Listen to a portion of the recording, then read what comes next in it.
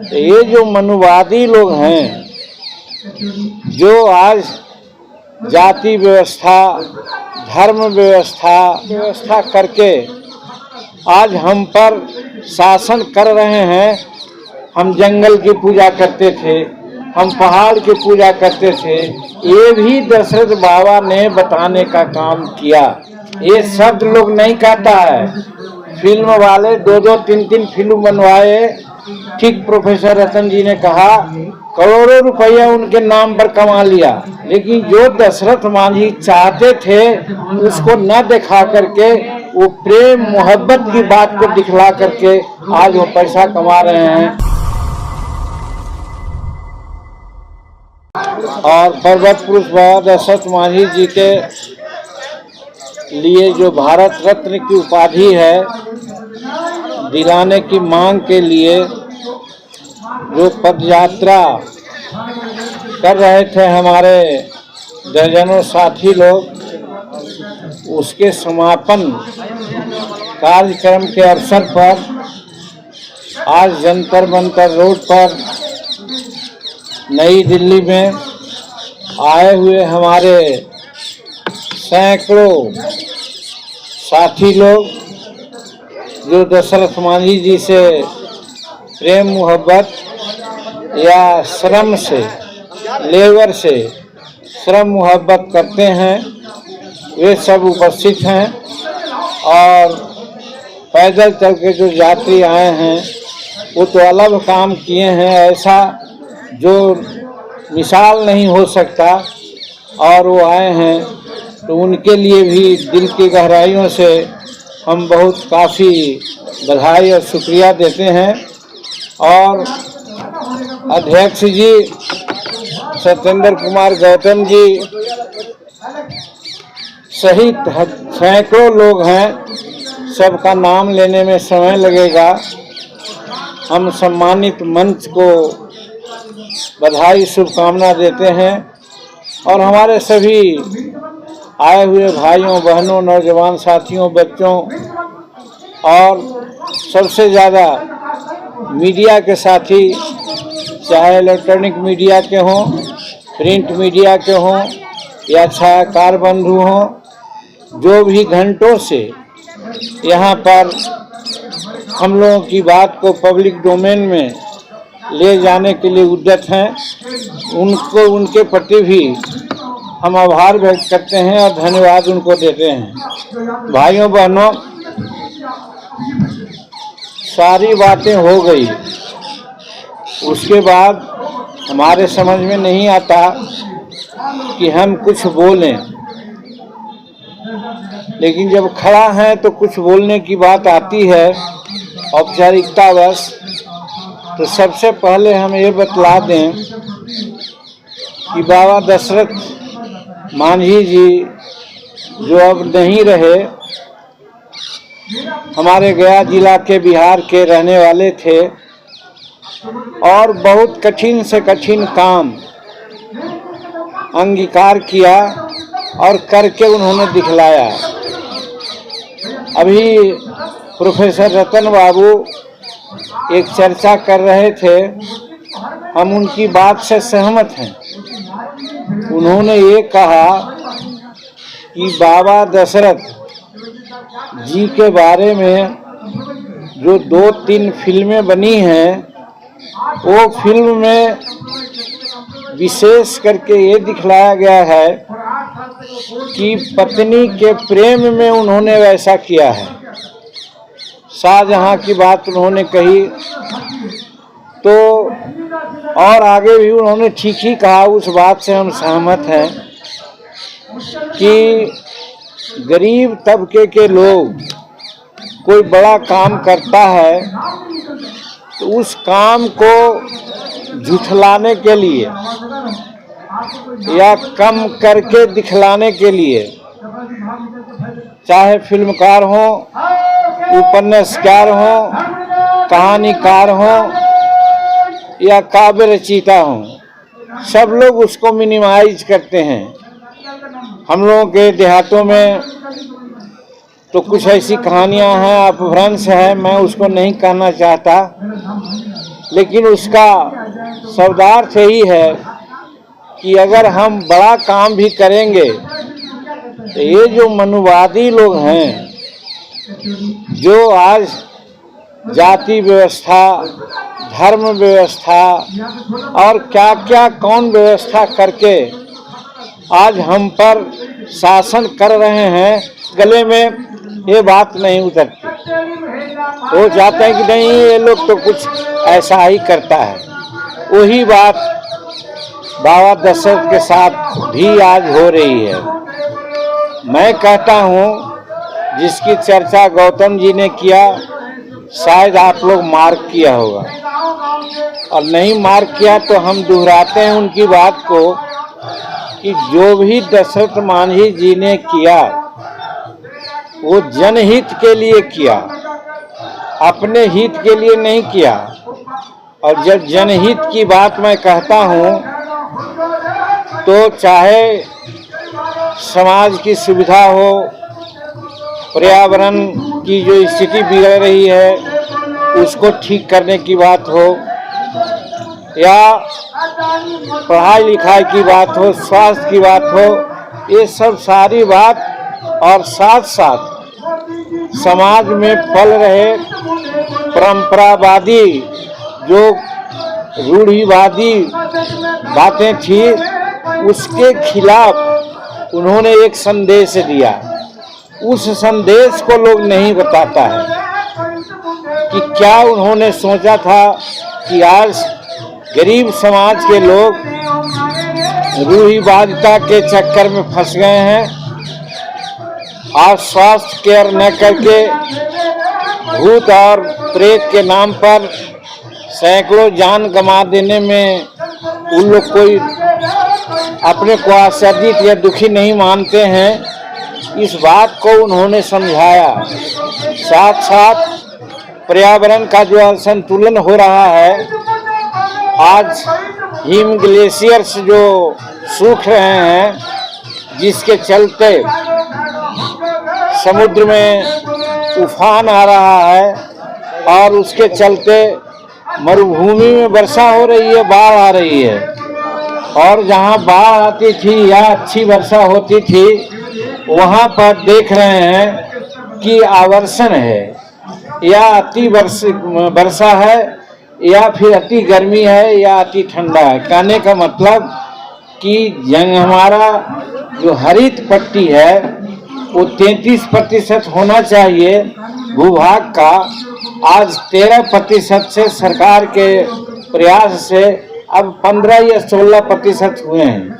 तो भी 33% और 16% में बहुत अंतर है, जिसके चलते आज वातावरण असंतुलित हो रहा है और जिसके चलते हम मार खा रहे हैं। हम ही नहीं, जीव जंतु, पेड़ पौधे भी मार खा रहे हैं। हम कहा करते हैं कि आज से 200 वर्ष पहले मनुष्य जाति की ऊंचाई 7 फीट 7.5 फीट हुआ करती थी, लेकिन आज हमारी ऊंचाई 5.5 फीट हो गई है। मैंने 200-250 वर्षों में हमारी ऊंचाई 2 फीट कम गई है। हमारी लॉन्गेविटी का जहाँ तक सवाल है, हम 125 वर्ष जीते थे और आज विरले कोई आदमी है जो 100 वर्ष या 102 वर्ष आगे बढ़ता है। इसका कारण यही है कि हम प्रकृति के साथ छेड़छाड़ कर रहे हैं। हम जंगल की पूजा करते थे, हम पहाड़ की पूजा करते थे, हम पर्वत की पूजा करते थे, हम नदियों की पूजा करते थे। ये भी दशरथ बाबा ने बताने का काम किया। इस गंभीर चीज को नहीं कोई बता रहा है कि दशरथ बाबा क्या चाहते थे। हम लोग जो भारत रत्न की मांग कर रहे हैं उनके लिए छोटी मांग है। हम अभी महामहिम राष्ट्रपति जी से भी कहा कि आपके स्तर से, बिहार के स्तर से या हिंदुस्तान के स्तर से हम कह सकते हैं कि उनको भारत रत्न दिया जाए, लेकिन वो भारत रत्न के ही नहीं, वो नोबेल पुरस्कार के लायक हैं, दिया जाना उनको चाहिए। और किस लिए देना चाहिए? जिसकी चर्चा अभी हमने किया। ये शब्द लोग नहीं कहता है। फिल्म वाले 2-2, 3-3 फिल्म बनवाए। ठीक प्रोफेसर रतन जी ने कहा, करोड़ों रुपया उनके नाम पर कमा लिया। फगुनिया जी का कैरेक्टर दिखला करके और कुछ और इधर उधर का गीत दिखला करके, कुछ रोमांस और फिल्म दिखला करके करोड़ों रुपए कमा लिया। लेकिन जो दशरथ मांझी चाहते थे उसको न दिखा करके, वो प्रेम मोहब्बत की बात को दिखला करके आज वो पैसा कमा रहे हैं और बाबा के कद को छोटा दिखला रहे हैं। मैं चार्ज करता हूँ कि बाबा दशरथ का कद ऐसा नहीं था कि वो प्रेम के चलते वैसा किया। वो प्रेम के चलते वैसा नहीं किया। वो पहले ही कोशिश कर रहे थे कि हम इस पहाड़ को जब तक तोड़ेंगे नहीं तब तक हम छोड़ेंगे नहीं। इसलिए कि वजीरगंज वहाँ से जाने में करीब करीब 40-50 किलोमीटर की दूरी तय करनी पड़ती थी। पहाड़ के किनारे किनारे जाते थे और वहाँ जाते थे। कोई बीमारी हो, किसी पर कोई आफत हो, केस मुकदमा हो, करीब करीब 10-15 पंचायत के लोगों को बड़ी मुसीबत होती थी। इस मुसीबत से द्रवित होकर के बाबा दशरथ ने शुरू किया कि हम इस पहाड़ को काटेंगे, और काटना शुरू किया उन्होंने। और ये संयोग था कि उसी समय ये तो भूखे प्यासे लगे रहते थे, कोई सहायता नहीं मिलती थी। लेकिन उनकी पत्नी थी, कमा करके ये कुछ भी हो कहीं से रोटी सूखी बना करके पानी ले करके जाती थी। इनके पास कोई मेटल का बर्तन नहीं था। उनके पास सिर्फ वो मिट्टी का बना हुआ बर्तन, घड़ा या जिसको और क्या शब्द बोलते हैं लोग, वो था। तो वो ले जाते थे उसमें, और वो पानी ले जाते थे।